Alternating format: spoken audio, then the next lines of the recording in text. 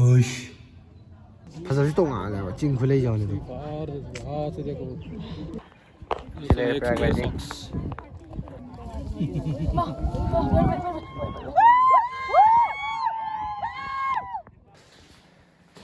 Oh. Hello दोस्तों. खोई bag यावे मुला लगा ने. यिंग जाओ. खोई नुजु वाह.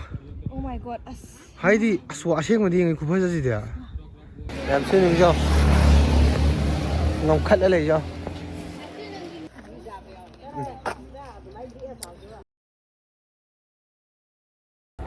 Khairam Jai ma'am. I am VicTraa and welcome back to my new video ma'am. This video is Nandi Hills Karnataka hill station around 60 kilometers from Bangalore city. Aduga ma'am tourist spot aduna hana taba ma'am yarangwani ba. Adu ma'am mafamduda kamai tawba de kai leba adu ma'am da fazana ucharage. Khoi na chali lambi je camping on international airport rom dane ba. Dumi ride am chane min moin ride chane je Nandi Hill adagi Adiogi Mahadeva gi statue achoba lebedo. Adagi Hyderabad kai ka je sok ngadane ba.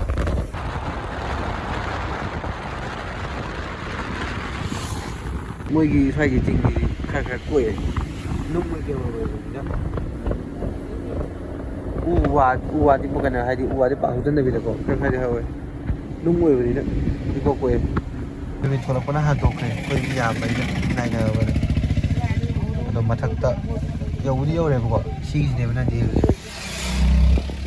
ado chang kha ke miyam chi nei ngasi san de ni na gari gu ji ngasi sa de ko sa le khon ne kha ga khale makha de gi gai pa ko bai kha thawala ni mo na mi ja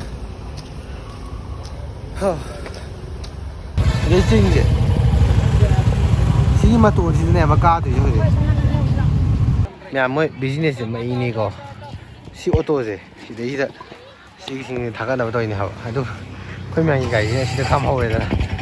Lai ye apa, moi business je. Auto ida bukan cahan ni apa. Nam sini ni jo. Ngom kat lagi jo. Kulai jo apa tu. Nam sini cing cing hai cái cing pak se soalnya je pasal ba tek no pal la ga le na ni ado ma to na gine na phase de ne ba adu bu ngasi de mi ya mani na khona ka hale upai le tre asi gi je phasa ba ne ba asi cing ga le jang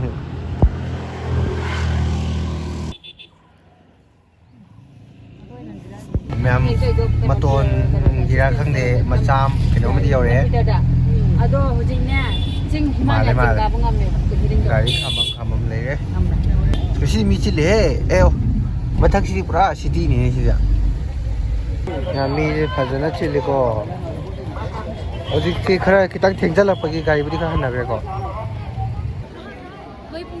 nam si le chamam ko do ma'am entry fees per head lupa kun 20 rupees ingi he sai si da si outside food allow to de hai ko hoje computers ke ka de pora ko ne ko adu ya da ba ma le cha ba ko ba cha nu khoi be phasi de to re da ko ji la ko ne ba Sadan tu temple la kan lai de ne si hala yeng si da lechin do han yeng mu ja ba lechin du di theng mu ngai ba ni na ko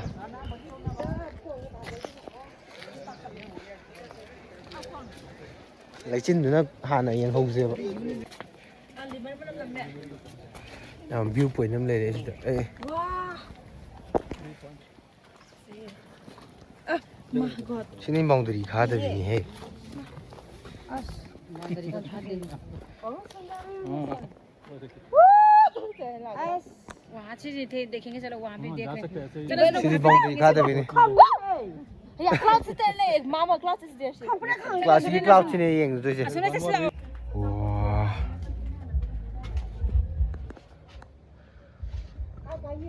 je si de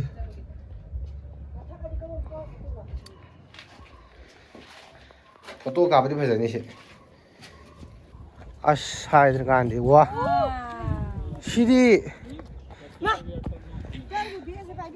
kai nu ju wa oh my god haidi aswa asheng ma di ngai ku phaja ji dia leitre he khang de Chinh khulei phát dễ hả? Chinh khulei phát dễ hả? Hay đi lấy băng anh trên là Manipuri. Chứ phát dễ hả mong gì quá. Anh cầm mai hay gì nó? Phát dễ tông à là chinh khulei rồi này. Phone đằng cả xem mà đi khai hele. Bà biết u bây giờ vậy. Biết u bây giờ mà tới rồi. Thay là mà đi đó. Hello dosto. Yo ngam lấy cái nó. Các bạn đâu cài ra rồi. Yo ngam lấy. Hello dosto. Khôi đi biết nhau em muốn làm cái này. Yên chứ.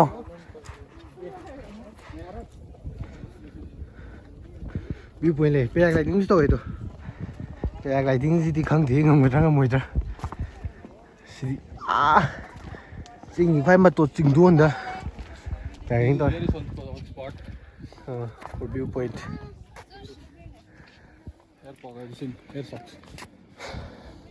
Mẹ mấy nó quậy nhìn mà ra thì có dọc có tôi giờ gì. Sigi, lại chứ nhìn sẽ làm trái gì. Sigi, khôi này rồi khôi mày.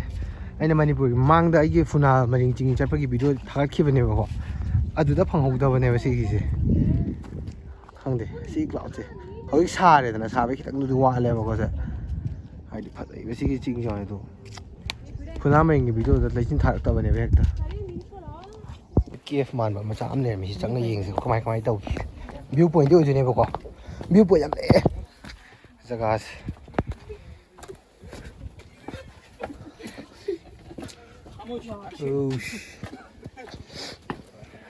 Nam phải giờ đi có cái view point gì nè. Anh đúng ngạc phàm mà cái bộ tháp vậy. Giờ này. Xí lệ. Ngạc phàm mà bộ tháp vậy thì phải giờ.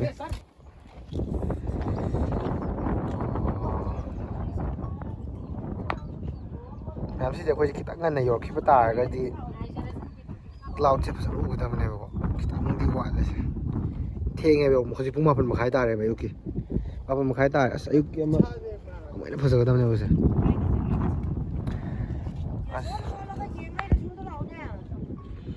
खाना चाहिए तो खाने तो या Manipur.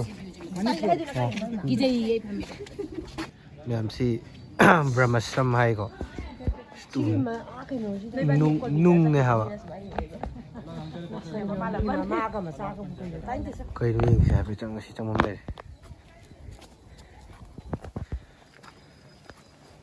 Si ki jaga na se me hawa hai di ching do. Khong di ka ma hai je no. Phase hu pai di phase ai sin. Hey, lao nó na cái nào không ta? Làm gì? Ôi, xin lỗi rồi. Đâu rồi? Đâu?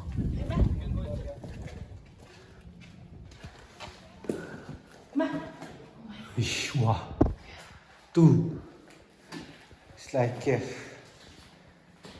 Oh, uish, uish.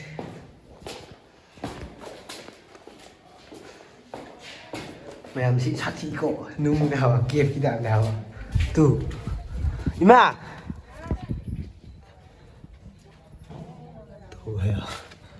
나라 시험번에도 농지 배우네 내가 기디기 제이스 뭐 한지다가 누구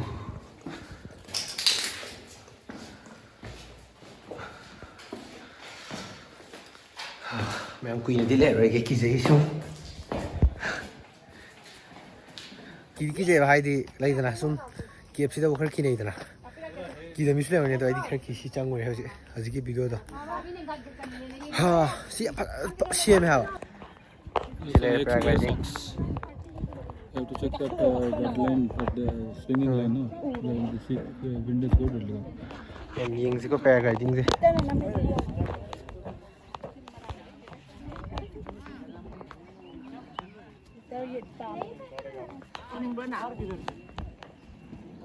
Second parachute am yawi jong moi ubra haidi moina parachute ani ne yawi je kai gum asina fail oi tar ga dina ki roi da kesu ali ki ta sao ki roi da kesu moi ai bam ne yawi je safe ki wari ne ki ai bam ga ni kana ma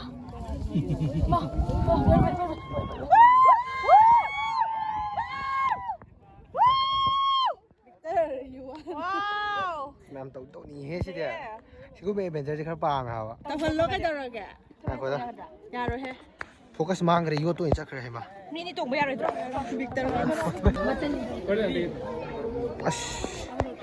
Si numit nong malak pa ito ka yeng adi. Makara su view lai ni si da.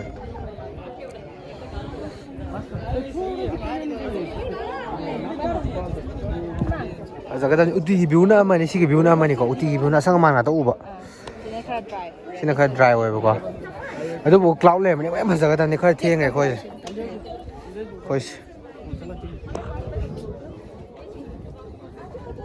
Sigi keno ice cream to jare ko mahau yeng jiba. Moi gi sigi Nandini hai je. Asigi Nandini ne ba phau mo si Bangalore gi Karnataka gi Nandini yau da ba leitre. Adu gi basai brand ice cream kai ka so le ko si hau yeng je. Keno ne scoop ne ba ko. Ma'am si mahau hau hai di hang de. Ma'am video si swai do sen jara ki ko. Video si nuai kan ne nuai di ma'am comment to sambira mo like subscribe to sambira mo no wala oi tar ga di ko. Ai no no ba nuai ba Karnataka da lei ko si so do to ba nuai nuai ba ma hong kya lum cha cha ke. Ma'am video si swai do sen jara ki ma'am. Ngasi ki do sen jara ki. See you next time. Bye bye ma'am.